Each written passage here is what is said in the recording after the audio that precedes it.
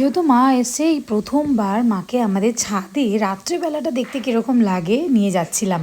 তো দেখতেই পাচ্ছ খুশিকে কিন্তু আমরা রীতিমতো কম্বল টম্বল মুড়িয়ে নিয়ে যাচ্ছি, তার কারণ আজকাল ব্যাঙ্গালোরের যা আবহাওয়া সেটা কি বলবো, কলকাতার ডিসেম্বরের আবহাওয়াকে হার মানাচ্ছে। কনকনে ঠান্ডা হাওয়া দিচ্ছে, এই ঠান্ডায় বড়োদেরই ঠান্ডা লেগে যাচ্ছে, তো বাচ্চাদের তো ঠান্ডা লাগবেই। আর এই প্রথমবার মা আমাদের টেরেসে গেল।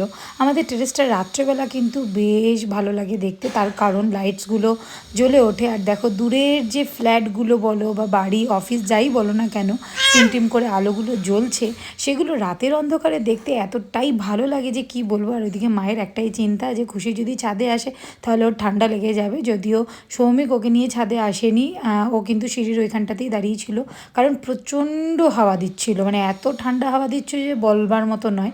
তো যাই হোক, মা কিন্তু ছাদে গিয়ে এদিক ওদিক দেখছিল। আর সত্যি রাতের অন্ধকারে ছাদটা খুবই সুন্দর লাগছিল।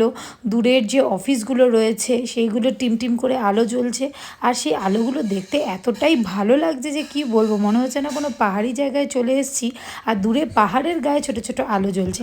আর আমাদের ছাদটা কিন্তু খুবই সুন্দর, আর আমাদের ছাদে জিমও রয়েছে। যদিও জিমে যাওয়ার মতো সময় আমাদের হয় না, তার কারণ এতটাই ব্যস্ত থাকে। এই দেখো জিমটা দেখেছ, আর আমি কিন্তু এটাই বলছি যে আমাদের ছাদে এত সুন্দর একটা জিম থাকা সত্ত্বেও আমরা জিমে আসতে পারি না, জিম করতে পারি না, তার কারণ ওই যে এতটাই আমরা ব্যস্ত, হাতে সময় একদমই থাকে না। তবে এবার থেকে ভাবছি একটুখানি মাঝে মধ্যে যাব জিমে এবং গিয়ে জিম করব। আর এত ঠান্ডা হাওয়া দিচ্ছিল যে আমরা বেশিক্ষণ ছাদে দাঁড়াতে পারিনি, দেখতেই পাচ্ছ কতটা ঠান্ডা হাওয়া দিচ্ছে।